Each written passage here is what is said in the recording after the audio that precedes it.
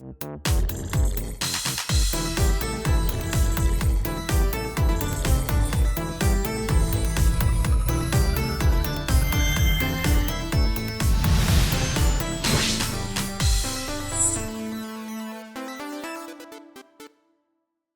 everyone, Beta64 here with a Beta64 interview. Guess who I'm talking to? Well, you saw the title of the video, but I am talking to the one, the only, creator of Hat in Time, Jonas. Jonas, say hi to the folks. Hello, folks. He is going to be here to talk all about the development of A Hat in Time, and I feel like we're going to get a lot of good info here. Anyway, so Jonas, thank you so much for being here. Yeah, no problem. Yeah, so tell me a bit about yourself. Who are you as Jonas? So I'm the creator of A Hat in Time and also the producer and director. And I'm part of Gears for Breakfast, which is a very small group of very talented people. And we shipped A Hat in Time just last week. Yes, they did, and widely successful too. Yeah. Yeah, crazy.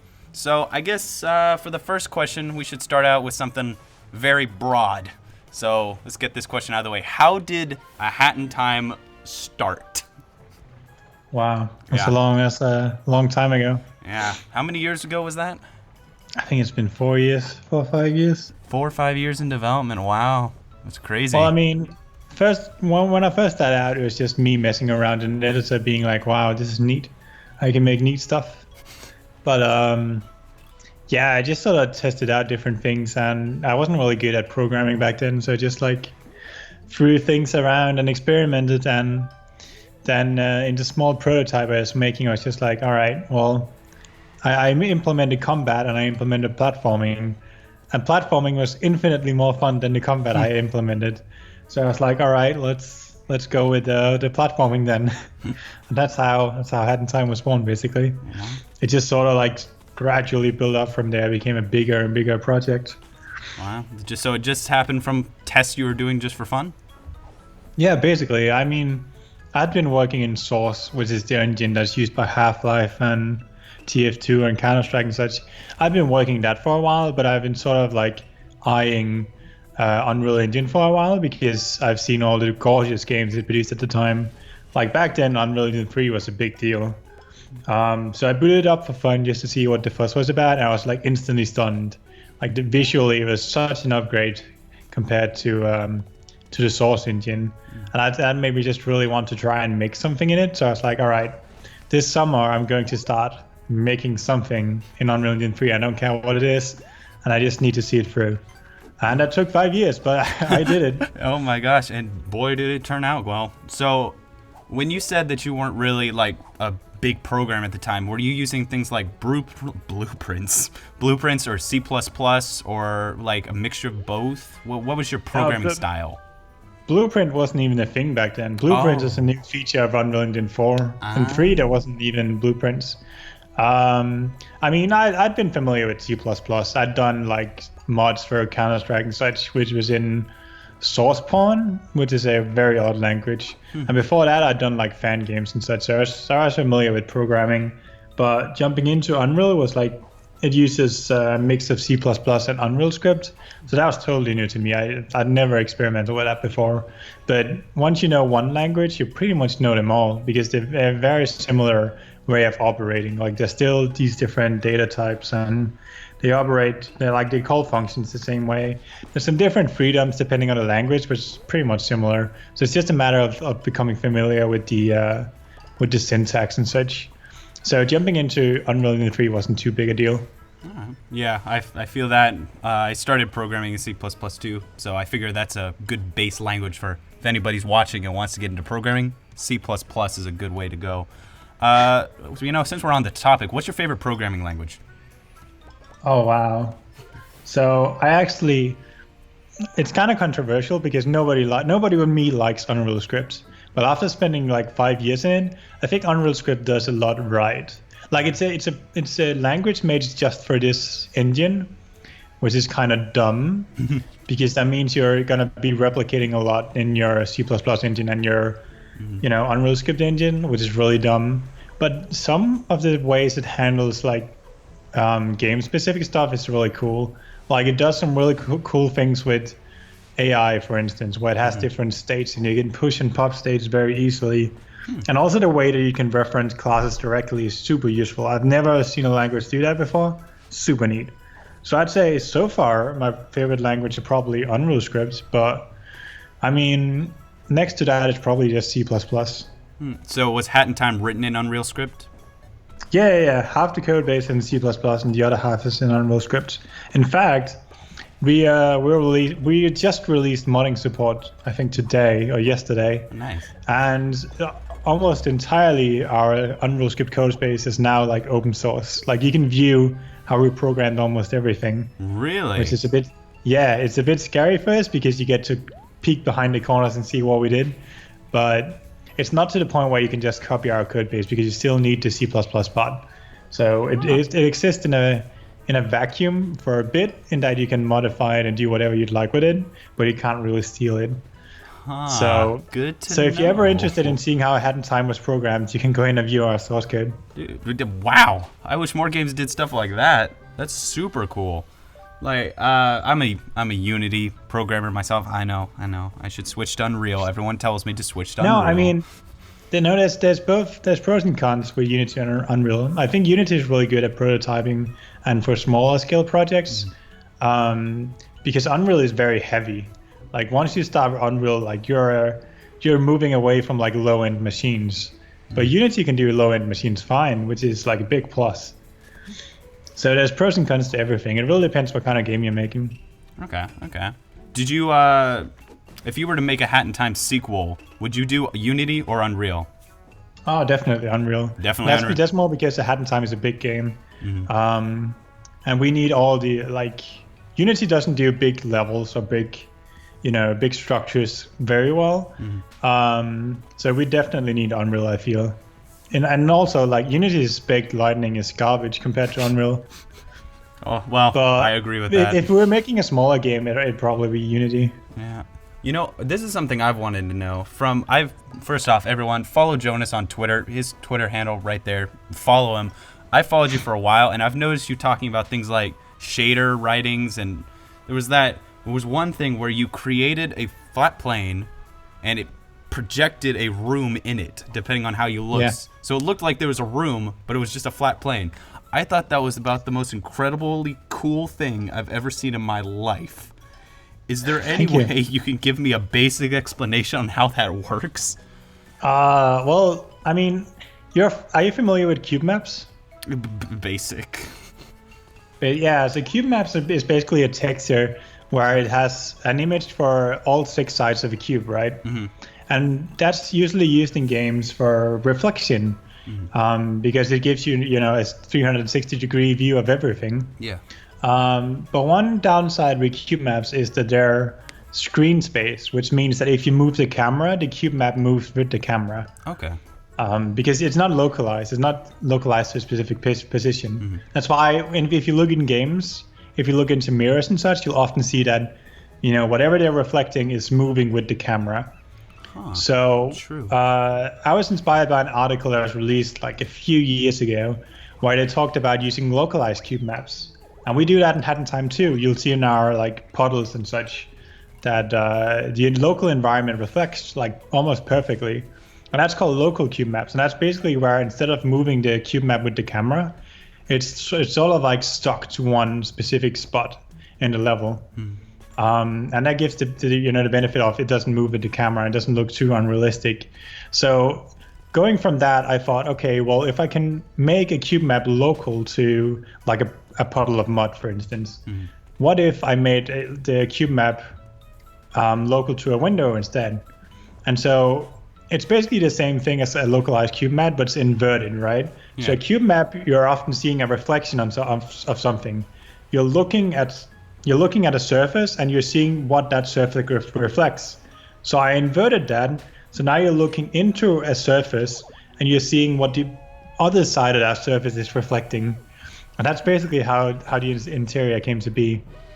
And instead of cube maps try to hide the fact that they're a cube.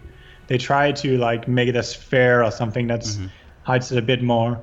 But for these rooms, they just made it like a straight up cube. Just that there's hard edges and you got to be within those edges. So that's basically like a very high-level explanation of it. It's sort of like inverted cube maps in a way. Dang, that is so cool. And basically, did you learn that out of necessity, or like let's put it this way: when you were developing Hat in Time, how much has your programming skills changed from beginning to end? Oh, it's changed. I've gotten so much better at everything, especially shaders. I feel like I've gotten a pretty good grasp of it.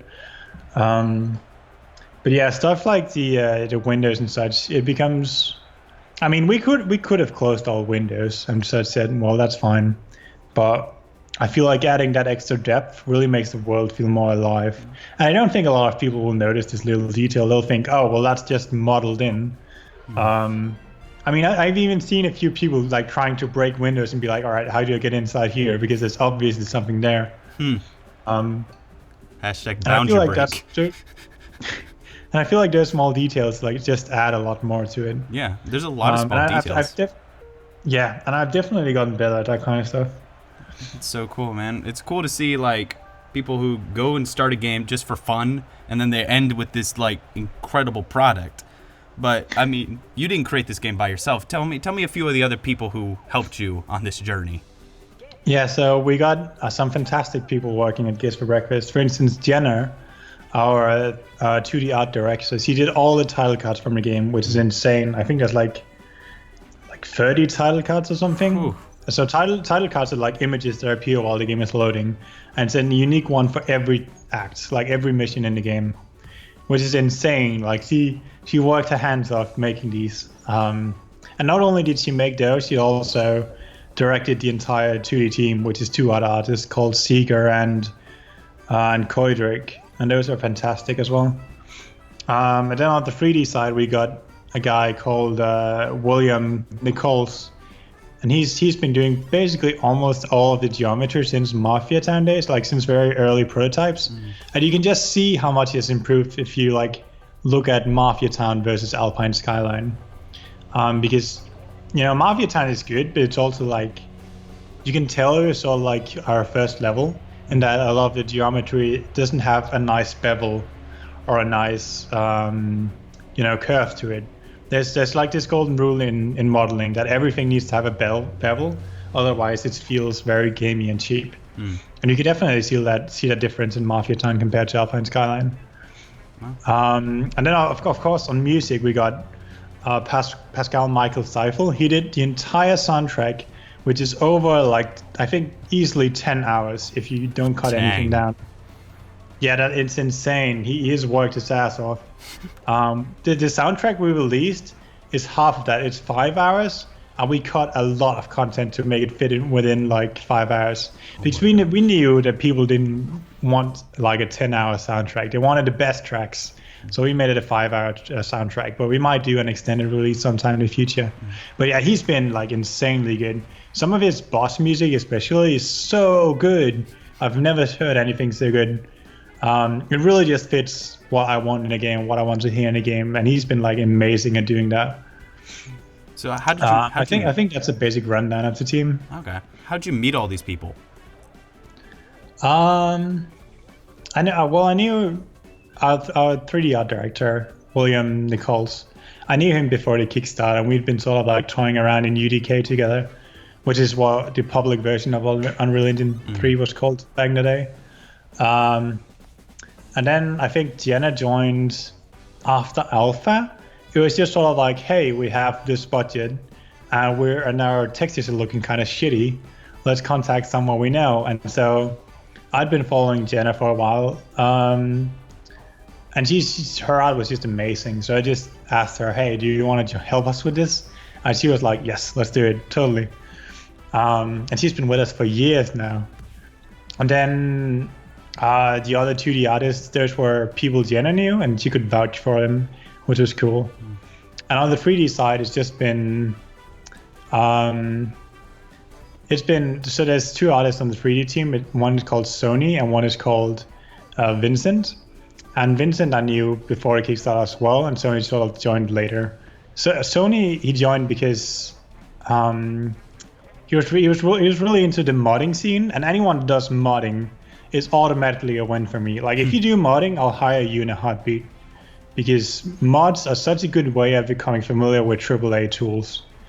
Like, for instance, if you're making mods for like Counter-Strike or whatever, that means you need to have an understanding of how Counter-Strike works as an engine.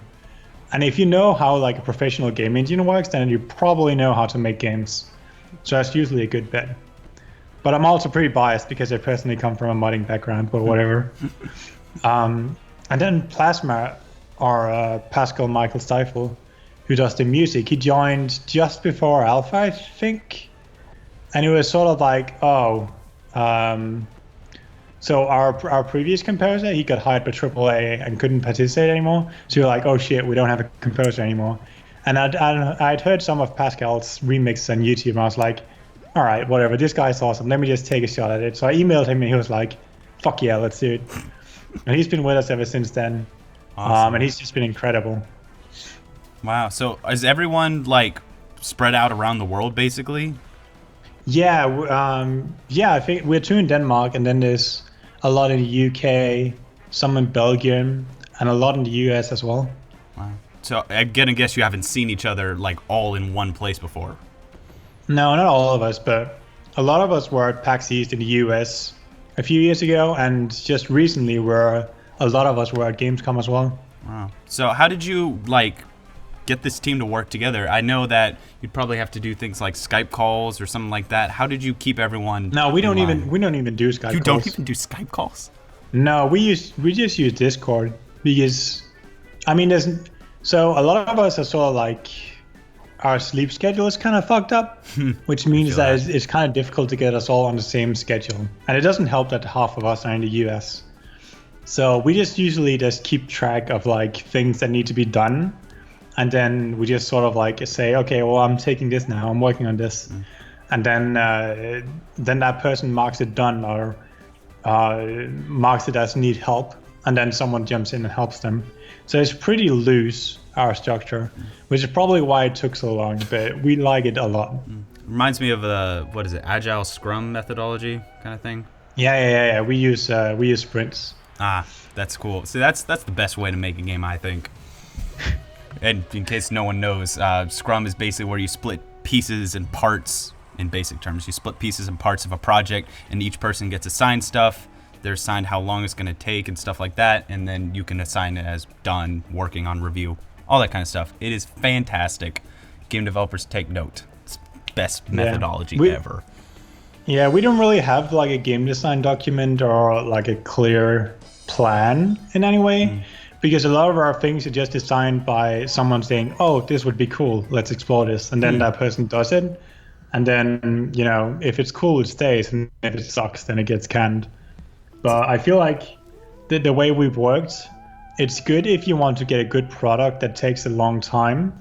But if you're really concerned about time constraints and want to get something out fast and don't really care too much about quality, then, you know, having a plan or having a clear structure or a game design document is probably a good idea. But that's just not how we work. Yeah, you guys just basically went as you went along. That's a cool way to do it. Yeah, basically. Yeah, that's really nice. So I guess, let's see, kind of got off track on what I was talking about. So let's put it this way. What games did you draw inspiration from when making A Hat in Time?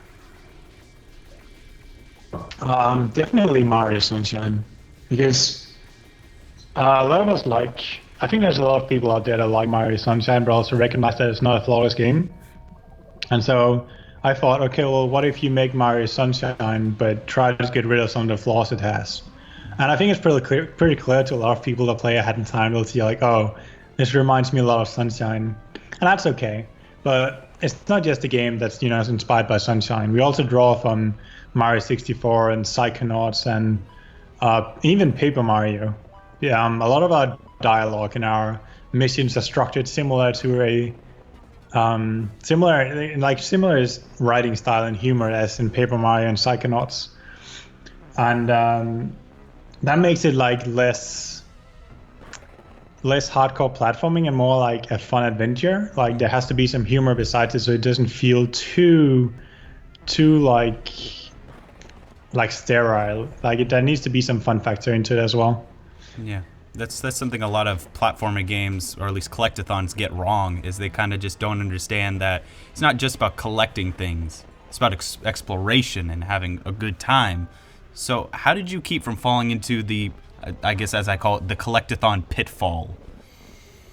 Oh, that's very easy. We just have a very clear rule that every collectible has to do something. Like, it has to have a meaning. So for instance, like, and the meaning just shouldn't be superficial. So in Banjo-Kazooie, right, you'll collect 100 notes and you'll get a star or whatever, Jiggy. And we decided for ahead in time, no, that's dumb, right? Because you're basically just saying to the player, hey, I threw all this thing into my level, go collect them, go be a laundry boy, and or towel boy, I think the term is. And I didn't really want to do that. Instead, I feel like there should be a very clear interest from the player, him or herself, to collect the collectibles. So for instance, in Hat in Time, we have these gems, right? And the gems are basically similar to notes or whatever.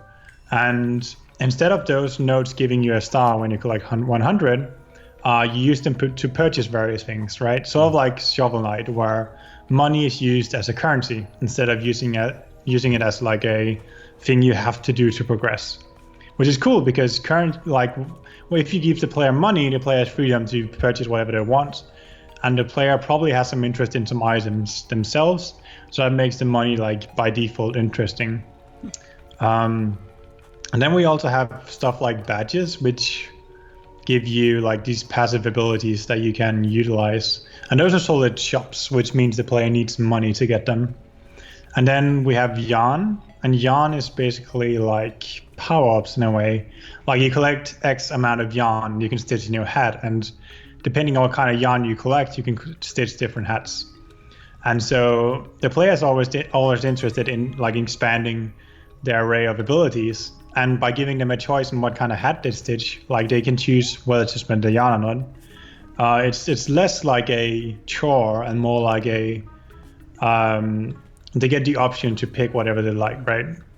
So it's more like we throw them into our level and say, okay, you can do stuff however you like, instead of saying, no, you need to get this item, you need to get this item before you can progress. And this freedom really changes how the player perceives your game, because the moment the player realizes that, oh, this is just here to waste my time, or, oh, this is just here because the developers think I should have this thing by now, that becomes a big bummer. Like, nobody wants to feel like they're just doing things to waste their own time. That's why we had that rule about everything has to have a purpose. That's a very good way to do it. Give player choices. Now, was yarn in the beta build of the game? Because I don't think I remember from there. It kind of was. Yarn was just called badge points. So. Okay, that makes sense now, because I was like, when I played the review, I was like, where are all the badges? Where are all the badge points? So what changed? Why'd you decide to do yarn? Oh, that's easy, because in the beta, we had all the badges provide active abilities. So that means you press a button, and then you activate your badge, and then it does a thing. And we had all the hats provide passive abilities. So stuff like the flying cap or whatever would give you a spin attack. And we thought, well, that's weird, because you can equip three badges at one time, but you can only use one badge at a time. Like, you can only have one active ability active at a time. So wouldn't it make more sense if we switch them around, so that the hat, you can obviously only have one hat on at a time, unless you're TF2. Then that becomes your active ability, and then the badges become passive. And that worked just so much better. And not just in a way that, like, not just in a mechanical way, but also in like visuals, because it's much more clear what active ability you have on if you can just look at your hat. Yeah, that's a good way to go about it. So basically just flip the two. Yep, basically. Was there anything else that you switched between the beta that was like a big deal between beta and release? I think wall sliding is a big deal. Like in beta, if you hit a wall, you'd slide down, right? Sort of like Mario Sunshine or Mario 64. But in the final game, if you hit a wall, you actually climb up the wall instead. And that basically just appeared from us asking the question, well, what if the player wall slide upwards instead of downwards? Which we thought was an interesting idea, because we noticed that, like, if you miss a jump um, then you can, if you miss a jump, you can do a double jump and salvage that mistake, right? But if you use your double jump and you miss a ledge, like just barely, right, like not enough for her to grab it, then you're just kind of boned. And we thought, okay, well, should we really punish the player for just barely missing a ledge? That seems kind of dumb, because in their mind they probably knew what they wanted to do. So instead we introduced wall climbing, which is basically we give the player a tiny buffer, whereas you'll climb a bit of a ledge, and that's been super well received. Like everyone loves it. It makes Hatkit feel so much more dynamic and so much more alive. Like no longer does it feel like she's so heavy, because she can just run up walls, she can double jump and dive cancel and everything. So she feels very mobile. Yeah, I noticed that when I was playing through. Very, very good stuff. Another thing I noticed that made Hatkit feel so alive between the beta and the release was how much more animated she is in the final. Like just the way she moves, it just feels like she's more alive. Who worked on the animations for this game? That's a guy called Cameron Turner, who is an absolutely godsend of an animator. He redid most of Hatkit's move animations, including the run and jump and everything. And yeah, he's been incredible at that. Like it completely changes how the character feels just by changing the animations. It's crazy stuff. So let me ask you, did you guys expect Hat in Time to be this well received? Were you afraid at any point that this was not going to be good? I mean, we're worried about people thinking that because Ukulele was received in like a lukewarm manner, that it would kind of like affect us as well. Like people would be like, oh, Kickstarter platformer games are out of style, they don't work. But luckily that wasn't the case. I think we're also a bit worried about people being super harsh on the fact that we took a long time, but nobody, like after release, nobody has mentioned the fact that we took a long time, because once you release, nobody really cares about how long it took, as long as the game is good. Yeah, true. Breath of the Wild was the same way. It took forever to come out, and no one cares anymore. So I guess Miyamoto, what was that? The quote where he was like, "A bad game is bad forever, but a good game that takes time is a good game." A game is eventually good. Yes, thank you. I did terrible paraphrasing that, but that's right. I guess I could say proud of you guys for the fact that you have done something that not a lot of indies can do. You have taken a Kickstarter game and did something good with it. You created a successful Kickstarter game. That's not an everyday thing. So I guess this is my point of saying congratulations. Clap, clap. Thank you. Yeah, the reception has been insane. Like the reviews have all been like 8 out of 10 or 9 out of 10, which is crazy to us. And also like just in terms of sales, like we far exceeded our Kickstarter budget. Like we're ready to make the next game now. We're set for life. Oh dang! So next game. So the reception has just been super good. I mean, we can't jump into the next game yet. We gotta make DLC. We've got 2 DLCs coming up. And the modding tools are also just launching now. So we got to get that out there. We got to make sure that people are making the best levels they can and sharing those with the community so that we get more content into the game. Yeah, I remember you guys were talking about modding from the beginning, so I take it that was a big thing that you wanted to do. Yeah, because a lot of us come from a modding background, then modding is pretty close to our heart. Yeah, I'm excited to see what the community comes up with. Yeah, that's also partly why we didn't jump to Unreal Engine 4. Early on, we had the option to jump to Unreal Engine 4. I mean, it would have still been a hassle, but we had the option, and we chose not to. And a big part of that was because Unreal Engine 4 doesn't allow you to ship with the editor, which is a big bummer. Really? That's weird. Yeah. Well, I'm glad you didn't switch then.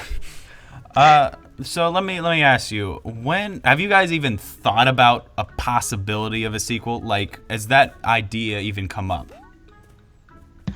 Yeah, a lot of our team members are like, man, imagine Hat in Time if we had started with how skilled we are now, which I think is a cool idea. I think we're a lot more, like we're straight up better at doing a lot of things than we were back in the day. However, we're also pretty exhausted. I don't want to look at a hat in time for a long time now. I mean, it's great seeing people play our game, and it's great like hearing what people think about our game. But we are so blinded by a hat in time at this point. Like, we've seen that loading screen so many times that we'd like a small break. Hey. And I think taking a small break is the best thing to do, just because it allows us to go back. Like, if we ever do a sequel, it allows us to go back and see, okay, well, what worked for a hat in time, and how can we do that like 10 times better? Yeah. And you need some distance from the game in order to be able to recognize and see like how the game as a whole has shaped up. Well, you guys deserve a break. I'll tell you that much. You worked so hard. Now, okay, this is kind of a segue to something I want to talk about, but we'll start a little bit on a different angle. Hat Kid, okay? Freaking adorable in every way. Tell me how you came up with this character. The character the character was just something I drew like back in the day. I was like, all right, I need a very basic character. I'll do some shapes and some boxes, and like, all right, I guess that's my character. And I gave her a little top hat, and she was just called Hat Kid. And then later on, when we got an artist on board, I was like, all right, can you like make this box square dude? Can you make it into a proper character? And he was like, oh, geez, I don't know. I was like, all right, try and make it sort of like she's in a dress and she has a big zipper and a top hat, and make it like a small kid that's ready to go on an adventure. And he tried it and it was perfect, and he just hit Hat Kid perfectly. Now, we've gone back and like updated Hat Kid a lot since the alpha and beta. Like, she looks a lot more better than she did back then. But I'm pretty happy with the design we ended up with. Nice. So was that the first character you created for the game, basically? I think so. It was either Hat Kid or the Mafia. I think Mafia was one of the earlier models as well. Okay. Okay, now here's where we get to the interesting part. Adult Hat Kid. I remember in the beta, there was that adult Hat Kid scene at the end.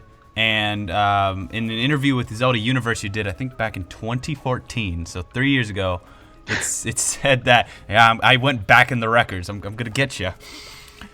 You said that Hat Kid, like in Ocarina of Time, was going to play a significant role in the game.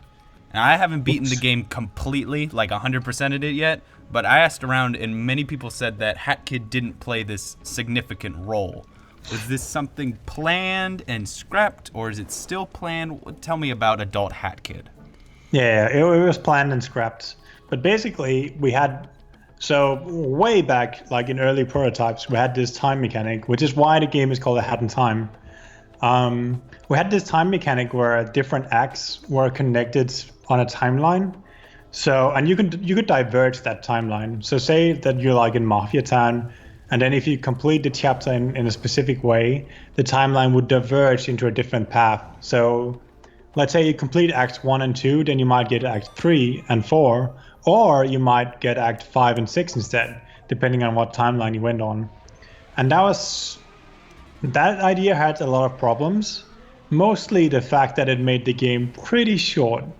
Like, because we split the content into so many like different timelines, and you could definitely go back and play the different timelines, but it also made like the start to ending path like very short. And so we scrapped that, I think, just before the Kickstarter, somewhere along those lines. But we still wanted to do the split timeline thing, and that's where Adult Hat Kid comes in. So we wanted it to be so that you get to play as young Hat Kid and you get to play as Adult Hat Kid. But when we tested it out, we found that it'd be a lot of work just to get Adult Hat Kid working properly. And then B, a lot of people sort of missed young Hat Kid when they started playing as Adult Hat Kid. And we were like, oh, that sucks. Because, I mean, it's sort of like if you're playing, like if you're loving to play as Mario half the game, and then suddenly, oh, nope, you have to play as Wario now. Like, okay, it's cool if you like Wario, but if you prefer Mario, then that's kind of sucks. And so that's why we just, after beta, we were like, all right, we'll really try to make this work, and it just didn't work. And we were like, all right, that goes in the bin. But good note is that Adult Hat Kit and all the code and everything is still in the game, and it's accessible to modders. So let's see what they do with it. So it's on their shoulders now. Yeah. Off your back. Don't take responsibility for any levels they make. Nope. So, okay, that's scrapped. We got scrap stuff now. Perfect segue. Is there anything in the game that was scrapped that is a big deal or something that impacted you, like you wanted it kept, but it was scrapped? Tell me about that. Yeah, we so I'm not sure if you're familiar, but we scrapped an entire chapter called Sand and Sails. Oh yeah, that whole thing. I forgot. Yeah, so what did you do with it? So Sand and Sails basically became Alpine Skyline, and it was sort of like there was never a time where Sand and Sails was different from Alpine Skyline. Like they're basically the same level, just reskinned. And we made that change because we were working on Sand and Sails. And we were working on traversing the desert, right? And we thought, okay, well, we gotta make traversing the desert interesting. And we did a lot of different experiments. Like, you could get these running shoes that make you run fast across the desert. And then we also gave you a sandmobile that would make you, travel the desert really fast. But we found there was a lot of work making the bare desert. Like, so there were these different towns, right? And you travel between the towns. But we found it was like an immense amount of work making the areas between the towns interesting. And we tried different things like auto-generating enemies and auto-generating like obstacles, but it didn't feel good in any way. And so we were like, all right, well, what if you couldn't touch the sand? What if the sand was toxic? And instead you had to jump on these platforms to avoid like falling into the toxic sand. And then we were like, all right, well, what if we used the hookshot instead? So at this point, we changed it into these ropes that you'd swing from town to town using. And at that point, we were like, all right, well, why is it even sand, right? If it's toxic and you're swinging across from town to town, then, it might as well just be a pit, right? And so we had these giant sand pillars that each town would be on, like its own individual sand pillar, and that'd be ropes between towns. And then we were like, okay, well, now we're way up in the sky. The sand doesn't make any sense. Why are there ropes between the towns? And at that point, we were like, all right, well, these sand pillars might as well just be mountains, right? And then the ropes between the villages, those could just be like those ski lines you have between like resort mountains. It could just be kind of like that instead. And so we just completely threw out the visuals and then redid it from scratch. And that's how Alpine Skyline was born. Golly, man. That's crazy. I remember also Subcon Forest. Wasn't that originally supposed to be Act 2, but it didn't? Or like level 2? Subcon Forest and Battle of the Words, they've swapped place. So now Battle of the Birds is Act 2, Chapter 2, and Subcon is Act 3 when they used to be the other way around. And the explanation for that is very simple. We found Battle of the Birds to be much easier than Subcon Forest. And plus, not only that, but going from Mafia Town directly to Subcon Forest was a bit overwhelming because Mafia Town is a big open area and Subcon Forest is a big open area. So you're like, all right, we'll put Battle of the Birds in the middle there to sort of like break up.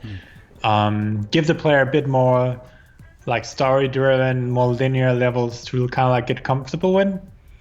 And also, it felt better on the difficulty curve.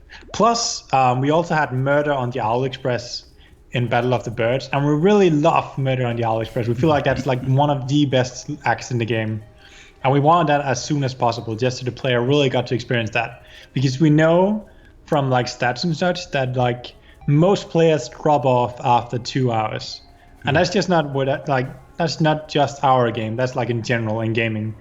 Like players drop off after about 2 hours. Most players do. And so we're like, all right, we want them to experience Murder on the Owl Express as soon as possible. So let's make sure that like gets moved into that 2 hour slot. And that's basically why we swapped the 2 chapters. Huh. Wow. You guys put a lot of research into this. Yeah, it wasn't just a thing we did because we thought it'd be funny. It was very well thought out. Now, speaking of Subcon Forest with Vanessa's Manor, I heard that you redid the AI between the beta and release. How did that work? I'm surprised you even know about it. Dude, The fact that we read the AI. I freaking researched the crap out of this before this interview. You got to give me credit here. It's my job.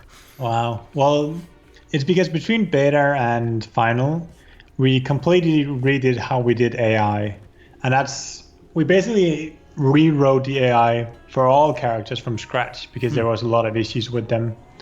And then we thought, all right, well, Queen Vanessa. Back in beta, she was still kind of like on a node system, which really just means she moves between like pre-placed nodes.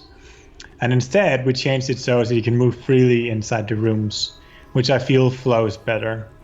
But that's basically it. So it went from a node system. Is it still a node system or is it free No, flowing? now it's a navigation mesh system, which is you sort use of like a model that's placed in each room that sort of like dictates where they can go. Okay. A-star algorithm? Yeah, I think so, yeah. Cool. Dude, this stuff is so interesting to me. Golly, this is great.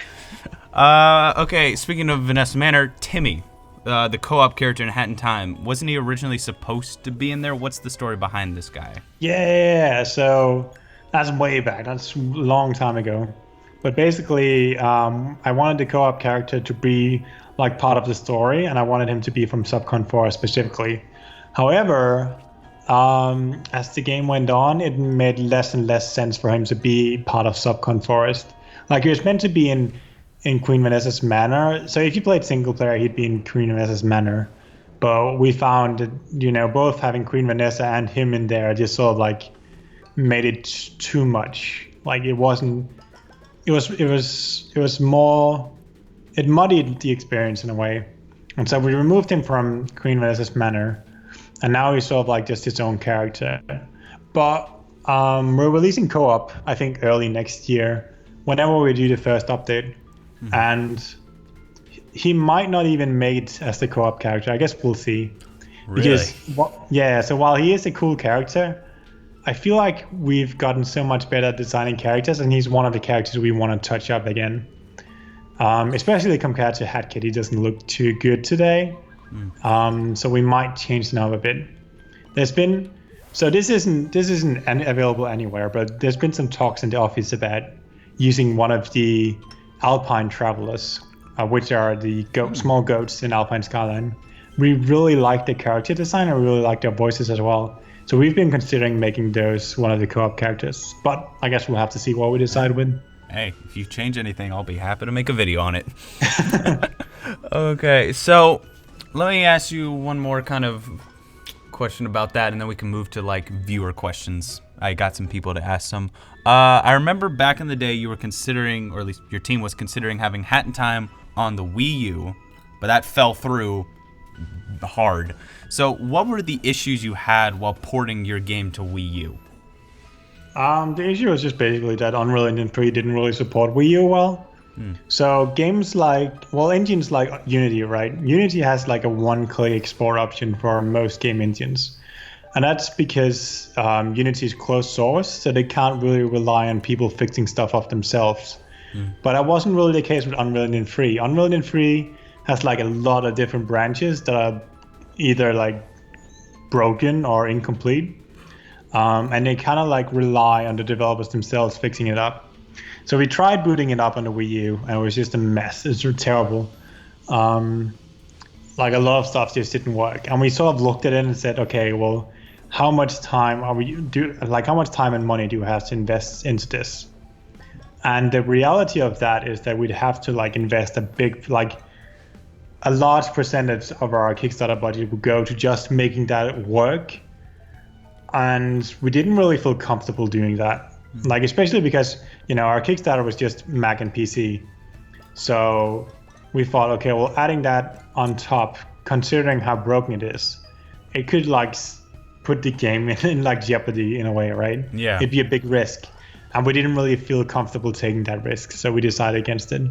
We did reach out to some people to try and help like get some funding to make that happen. But nobody really felt comfortable putting anything on the Wii U at the time, just because the audience was small compared to like PlayStation 4 and Xbox One. Yeah, well, you made the right choice by the time you release the game, the Wii U's dead. Yeah. So, I mean, props to you on that. How's things going on the Switch front? Did Nintendo finally send you a dev kit? Yeah. They got in touch with us and allowed us to purchase a dev kit, which was nice. A lot of people think we were just asking for a free dev kit, but no, we couldn't get a dev kit, like, even if we wanted to pay for it. Like, we approached them a few times at like TDC and such, and they were like, no, there's no dev kits available. Because, I mean, the Switch had just come out at the time, so obviously there's going to be like a limited supply of dev kits.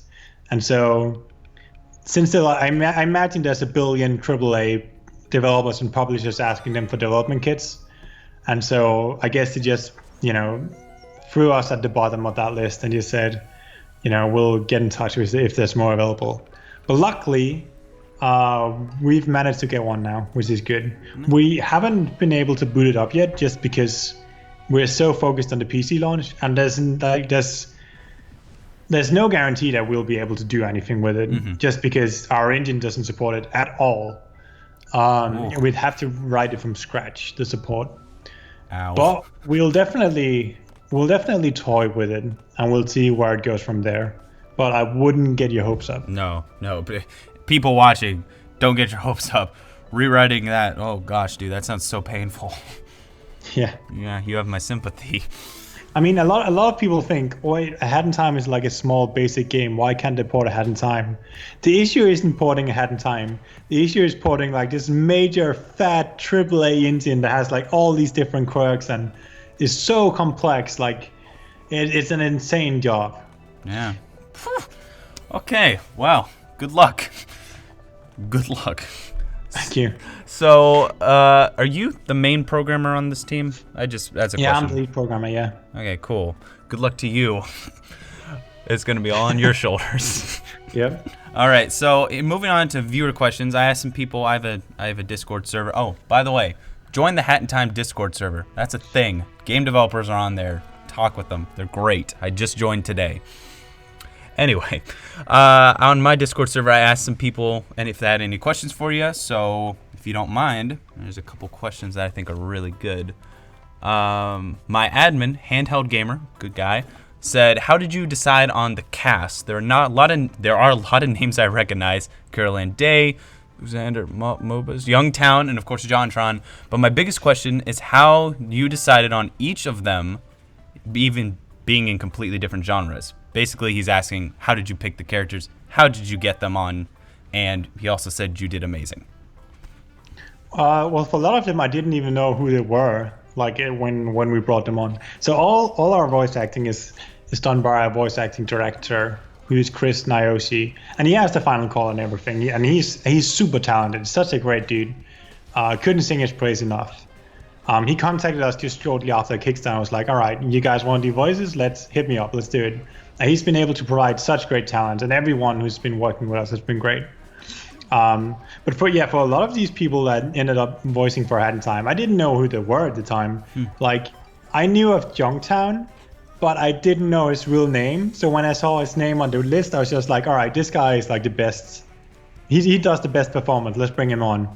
And it was only later, like after the game had released, when he was in a stream and he was like, hey, I'm voicing the Snatch here. I was like, wait, Youngtown is voicing the Snatch here? I didn't know. And I was like, what do you mean? You saw my name. I was like, I didn't know that's your real name. And that was hilarious. That's so freaking funny. You were watching his stream and figured out, oh, right, he is the voice actor. That's hilarious. I had literally no idea. This is because I'm not really big into YouTube. But yeah, everyone, and I didn't even know who Song 1 was before either. But he can do so many voices. He's such a talented dude, and the way he does the express sounds is so good. But yeah, for a lot of these people, it's really just a talent that's made them like appear in a Hat in Time. Like, they were the best of the best.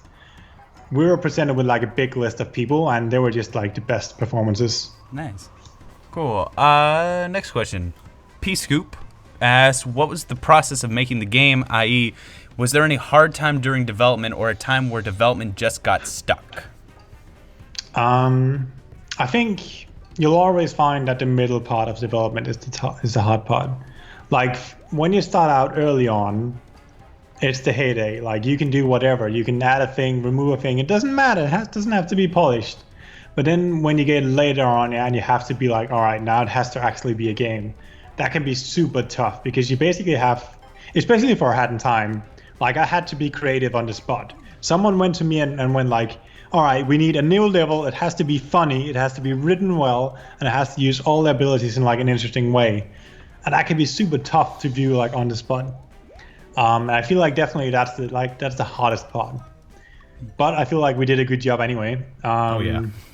A lot like we have a strict policy that says that everything in the game has to be enjoyable, and if it's not enjoyable, it gets cut. So there's two like fully complete levels in the game in Hat in Time, or acts rather, two complete acts in the game, and they're in the game files and they're fully working. You can load them up. But they were just cut because we thought they were mediocre at best. And so that's been our philosophy for a while. Just, if it's not fun, then why have it in the game? I'd rather have a short game that's like super fun and people wanting more than a long game that's sort of like mediocre and, has ups and downs.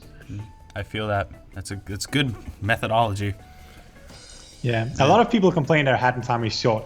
Like they say, what do you mean the game is only 14 hours if you complete everything? That's way too short. I'm like, 14 hours for an indie game? Dude, that's incredible. Like a it's a really long game. Yeah. But people are just hungry for long games, I feel. Dude, I feel like shorter games are better. I've been developing a game and it's like hour and a half game. But it's like, I'd rather have a game that's short, it's just packed to the brim with something fun versus a game that's like 40 hours long and it's like, I'm just moving to this place. Exactly.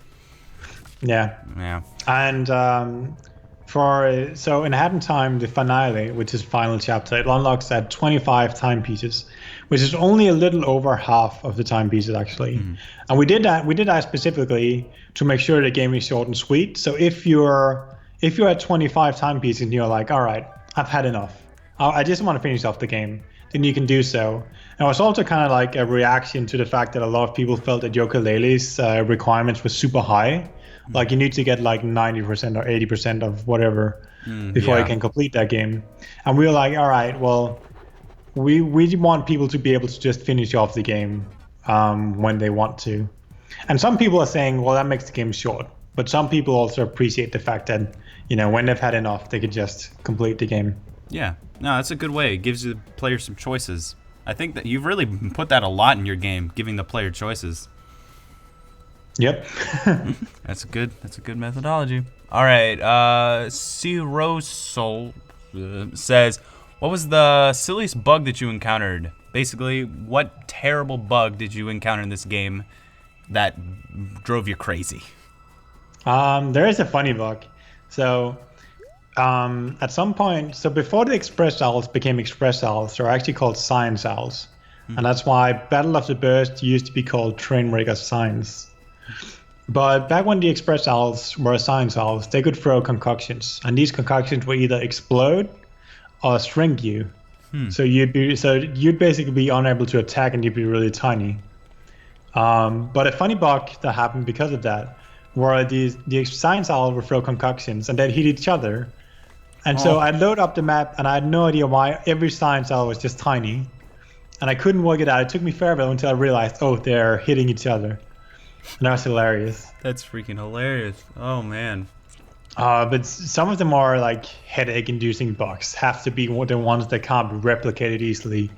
Like the ones that once in a blue moon the game like crashes or whatever. I hate those bugs. I freaking hate those.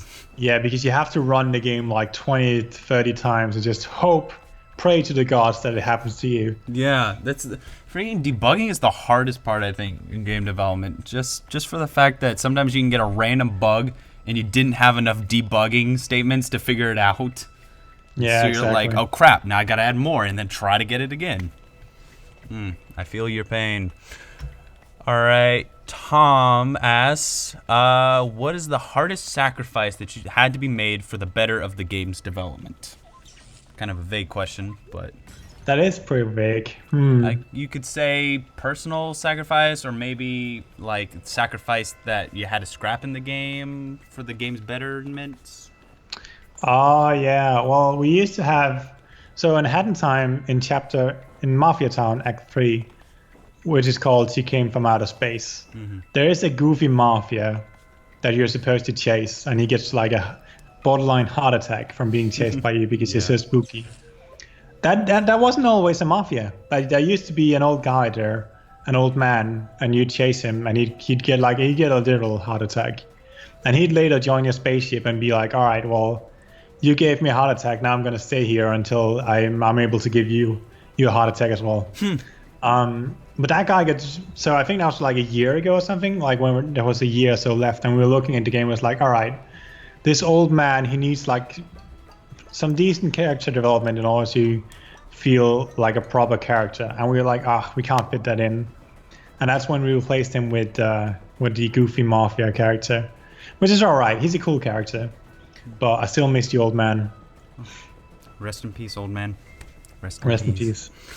There's a lot of old men cut from our game. Like from the prototype, there was a Tim the Time Lord, and that character is also gone. That's right. I think there was an image I saw online of that one. Wasn't he like 3 eyes?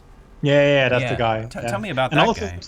And also there's a character called For the Adventure, and he's cut as well. So all the old guys, all the old men, they're gone. What do you have against old men, Jonas? I don't know. They just happen to get cut from my game. Yeah, wow. Tell me about the Time Lord then. What's the deal with this guy? Yeah, so that's way back when the story is way different.